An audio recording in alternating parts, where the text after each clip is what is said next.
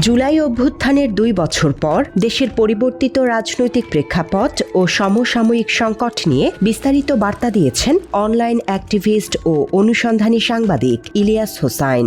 কিছু সময় থাকে না, ধরেন মানুষ কিছু কথা বলতে চায় কিন্তু বলতে পারে না, আবার যা বলে সেটা আসলে সে বলতে চায় না। এই জুলাই মাস সেই মাস যে জুলাইয়ের কারণে আমার জীবনের অনেক কিছু সহজ হয়ে গিয়েছে। এই সাংবাদিক তার সামাজিক যোগাযোগ মাধ্যমে জানান, জুলাইয়ের আত্মত্যাগের কারণেই আজ দেশের মানুষ মুক্ত বাতাসে নিঃশ্বাস নিতে পারছে। এমনকি বিগত দিনে চরম নির্যাতনের শিকার হওয়া রাজনৈতিক দলের তৃণমূল কর্মীরাও এখন অনেক নিরাপদে আছে। অতীতে ধান খেতে রাত কাটানোর দুঃসহ স্মৃতিও মনে করিয়ে দেন তিনি। আমি বিশাল পাওয়ারফুল কেউ না, আমার রাষ্ট্রীয় কোনো ক্ষমতায় নাই, পদে নেই, কিছু নেই। তারপরেও আমি আগের চাইতে হাজার লক্ষ কোটি গুণ আমি ভালো আছি, আলহামদুলিল্লাহ।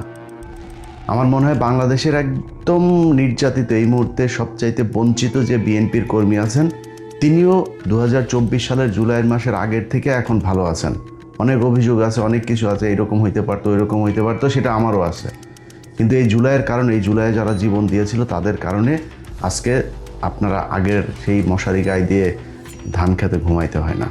সাম্প্রতিক সময়ে এনসিপি কর্মীদের উপর হামলার ঘটনাকে প্রচলিত ক্ষমতার রাজনীতির অংশ হিসেবেই দেখছেন তিনি। ইলিয়াস হোসাইন জানান, 2024 সালের জুলাইয়ের পর তিনি এনসিপি নেতাদের প্রথাগত রাজনৈতিক দল গঠন না করে রাষ্ট্রের অভিভাবক বা সংস্কারক হিসেবে থাকার পরামর্শ দিয়েছিলেন। কারণ ভোটের মাঠে এলে পদ ও ক্ষমতার ভাগাভাগি নিয়ে দ্বন্দ্ব অবধারিত।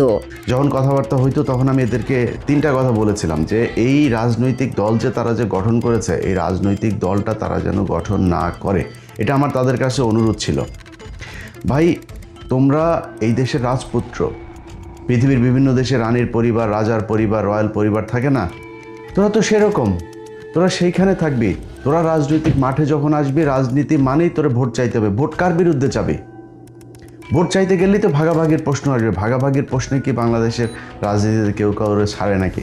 5 আগস্টের পর দেশের মৌলিক ন্যায় বিচার প্রতিষ্ঠায় এনসিপি ব্যর্থ হয়েছে বলে অভিযোগ করেন ইলিয়াস হোসাইন। বিগত আমলে সন্ত্রাস দমন আইনের মিথ্যা মামলায় আটক বন্দীরা এবং পিলখানা হত্যাকাণ্ডের নির্দোষ ভুক্তভোগীরা কারাবন্দী থাকলেও এখনো মুক্তি পায়নি। আগে আপনার কিছু কাজ ছিল, সেই কাজগুলো আপনাদেরকে করতে বলেছিলাম, আপনারা করেন নাই। আজকে পর্যন্ত 2024 থেকে 2026 2 বছর হয়েছে। আপনি কি জানেন হাসিনার সেই জঙ্গি নাটকের সন্ত্রাস দমন আইনের সেই আসামিরা এখনো জেলখানায় আছে অনেকে? তিনি জানান, এনসিপির শীর্ষ নেতা হাসনাত ও সার্জিসদের আহ্বান জানানো সত্ত্বেও তারা বিডিআর পরিবারের পাশে দাঁড়ায়নি। এই হাসনাতকে, আহারে ভাই, সার্জিসকে পায়ে ধরছি ভাই। একদিন আপনারা একটু যায় এই বিডিআরের ওরা যে ইগুলো করে, প্রোগ্রামগুলো করে, এখানে একদিন একটু আপনি করেন। যায় নাই, একদিনের জন্য যায় নাই, নিতে পারি নাই। এই যে আলেমগুলো এখন পর্যন্ত আটক, আরে ভাই, বিডিআরের লোকগুলোরে যদি আপনি ছাড়াইতেন, যদি এদের ন্যায় বিচার হওয়ার জন্য চেষ্টা করতেন, এই 18,000 বিডিআরের লোক আপনার সাথে থাকতো, আপনার সোলজার হিসাবে থাকতো, আপনার আজকে মার খাইতে হইতো না। এমনকি জুলাই আন্দোলনে গুরুত্বপূর্ণ ভূমিকা রাখা প্রাইভেট বিশ্ববিদ্যালয় ও মাদ্রাসা শিক্ষার্থীদের দূরে ঠেলে দিয়ে কেবল ঢাকা বিশ্ববিদ্যালয় কেন্দ্রিক একটি ক্ষুদ্র বলয় তৈরি করা হয়েছে বলে অভিযোগ করেন ইলিয়াস হোসাইন। আপনি আপনার কাছের কোনো মানুষকে রাখেন নাই, খালি আপনারা ঢাকা বিশ্ববিদ্যালয়ের কয়েকজন আপনারা আপনাদের মতো করে তারপরে একটা কোরাম তৈরি করেছেন, করে এখানে এই যে প্রাইভেট বিশ্ববিদ্যালয়ের পোলাপানগুলো, এরা রাস্তায় না নামলে দেশ স্বাধীন হইতো।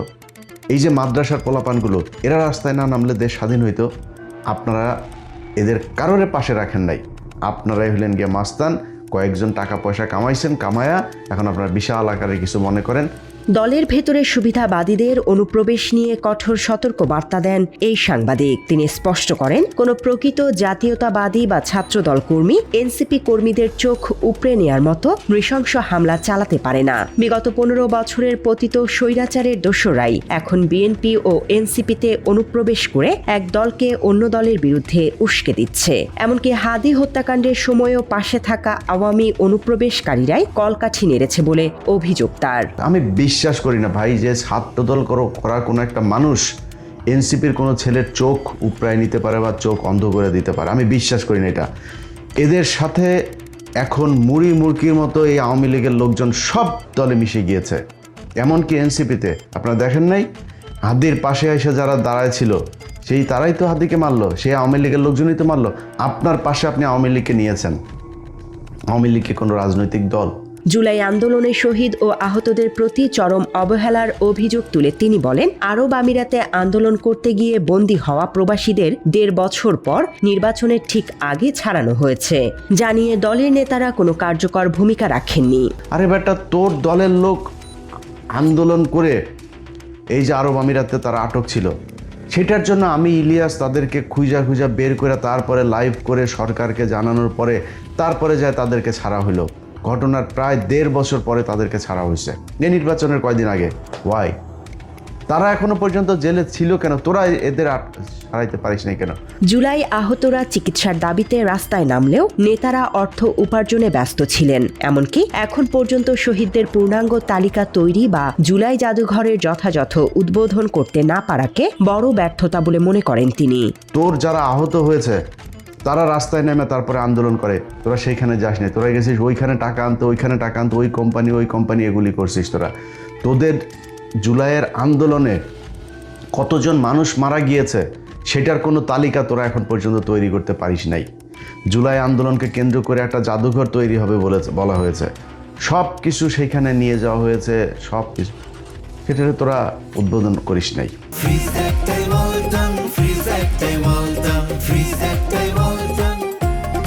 সিলেটের ফেঞ্চুগঞ্জের এক সরকারি প্রাথমিক বিদ্যালয়ের প্রধান শিক্ষিকা বিউটি পালের একটি বিনোদনমূলক ভিডিও নিয়ে প্রথম আলো, ডেইলি স্টার ও ভারতপন্থী সুশীলরা যারা এর প্রতিবাদ করছে তাদেরকে আওয়ামী লীগের চিহ্নিত সুশীল হিসেবে মন্তব্য করেন এই অ্যাক্টিভিস্ট। আজকে দেখেন, এই যে এক মহিলা স্কুলের সামনে সে নেচেছে, নেচে একটা গান গেয়েছে, তারে নিয়ে নাকি ব্যাপক ট্রল হয়েছে। ট্রলের কোনো ভিডিও আমি চোখে দেখি নাই, অথচ তাকে ট্রল হয়েছে সেই প্রতিবাদ চারিদিক থেকে একই সাথে, সব পত্রিকা, সব প্রথম আলো, ডেইলি স্টার সহ সুশীলরা, এবং যেই সুশীলরা এখন নেমেছে সেই আওয়ামী লীগের চিহ্নিত সুশীল। এই দেশে নাকি বিশাল আকার একটা মেয়ে, তার তো আমি তার যেই গানের সাথে তার যে ভিডিওটা, সেই ভিডিওটা আমি দেখেছি। এই ভিডিওটা যে বিশাল আকারের, মানে খুব নেকেড, মানে পোশাক পরে তারপরে এগুলো করেছে, এইরকম না। গুম ও অপসাংবাদিকতার সাথে জড়িত প্রথম আলোর পক্ষে এনসিপির দাঁড়ানো 32 নম্বর ঘিরে মব ন্যারেটিভ তৈরি এবং জুলাইয়ে লড়াই করা সাধারণ যুবকদের ভুলে যাওয়ার সমালোচনা করেন তিনি। আমরা যারা দেশের এই আওয়ামী মুক্ত করতে চেয়েছি, ইন্ডিয়া মুক্ত করতে চেয়েছি, আমরা কোথায় গিয়েছি? আমরা 32 নম্বরে গিয়েছি। আপনারা সেটাকে নাম দিয়েছেন মব। প্রথম আলোর ঘটনায়, প্রথম আলো কারা আমরা জানি না, প্রথম আলো এই দেশে গুমের সাথে জড়িত, একদম সরাসরি গুম কমিশনের রিপোর্ট আছে তাদের বিরুদ্ধে। দেশের পক্ষে কাজ করেন, আর কোনো কিছু চাই না আপনাদের কাছে। সেই প্রথম আলোর ঘটনায়, প্রথম আলো যখন কয়েলের আগুনে যখন পুড়ে গেল, তারপরে সুশীল সেজে আপনারা প্রথম আলোর পক্ষে দাঁড়াইলেন। প্রথম আলো, ডেইলি স্টারের যে পোলাপানগুলো আটক হইলো তাদের খবরও নেই, তাদের পাশেও থাকেন নাই, অথচ এই ছেলেগুলো আপনাদের জুলাইতে আপনাদের পাশে ছিল। তৃণমূলে এনসিপির শক্তি নিয়ে বিএনপি বা জামায়াতের মুখোমুখি হওয়া যে অসম্ভব সে বিষয়েও এনসিপিকে সতর্ক করেন ইলিয়াস হোসাইন। বিএনপি অথবা জামাতে ছেড়ে দিয়া তারপরে মেম্বার হয়ে দেখায়। এছাড়া এনসিপির জুলাই পদযাত্রায় বাধা ও হামলার ঘটনায় সারা দেশে তারেক রহমানের বিরুদ্ধে স্লোগান দেওয়ার পেছনের উদ্দেশ্য নিয়ে প্রশ্ন তোলেন আলোচনায়। আপনারা মাল্য ধরলাম হবিগঞ্জের ছাত্রদলের পোলাপান, হবিগঞ্জের ছাত্রদলের পোলাপান মারার পরে আপনি গালি দেন তারেক রহমানের। সব জায়গায় দেখলাম স্লোগান সব তারেক রহমানের বিরুদ্ধে। তারেক রহমান আপনারা কি করছে? আপনি তারেক রহমানের খেপায় কি করতে চান? বিএনপির অভ্যন্তরীণ সব কাজ সমর্থন না করলেও বর্তমান সরকারের গৃহীত পররাষ্ট্রনীতির ভূয়সী প্রশংসা করেন সাংবাদিক ইলিয়াস হোসাইন। আমি বিএনপি সরকারকে সমর্থন করি না। বিএনপি বাংলাদেশে এখন যা যা করছে সব কিছু আমি সমর্থন করি না। কিন্তু এখন যদি আপনি বিএনপি এই যে ভারতের ব্যাপারে যে সিদ্ধান্তগুলো নিয়েছে, চীন, তুরস্ক, পাকিস্তান এদের সাথে যে সম্পর্কগুলো, আমেরিকার সাথে যে সম্পর্কগুলো তারা বিল্ড আপ করছে, মানে পররাষ্ট্র নীতিটা যেভাবে চলছে, আমার ভাই এটা দরকার।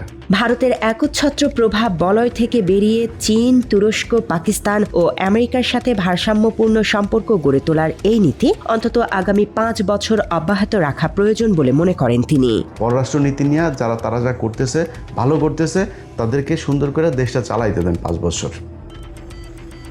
5 বছরে যদি নাকি অন্তত ইন্ডিয়া থেকে আমরা বের হয়ে আসতে পারি, তারপরে আপনারা যা মনে চায় তারপরেও অস্থিরতা যা তৈরি করা দরকার পরের নির্বাচনের পরে করেন, অন্তত আওয়ামী লীগকে দাফন কাফন শেষ করে তারপরে ঠান্ডা মাথায় আসেন, এসে তারপরে রাজনীতি করেন। একইভাবে তিনি আহ্বান জানান পতিত স্বৈরাচার আওয়ামী লীগকে রাজনৈতিকভাবে পুরোপুরি পরাস্ত করতে অভ্যন্তরীণ বিভেদ ভুলে ফ্যাসিবাদ বিরোধীদের মধ্যে ঐক্যের, যার ইতিবাচক উদাহরণ হিসেবে ছাত্রদলের এনসিপির সমাবেশে পানি বিতরণের ঘটনাকে তুলে ধরেন। News desk, Bangla addition.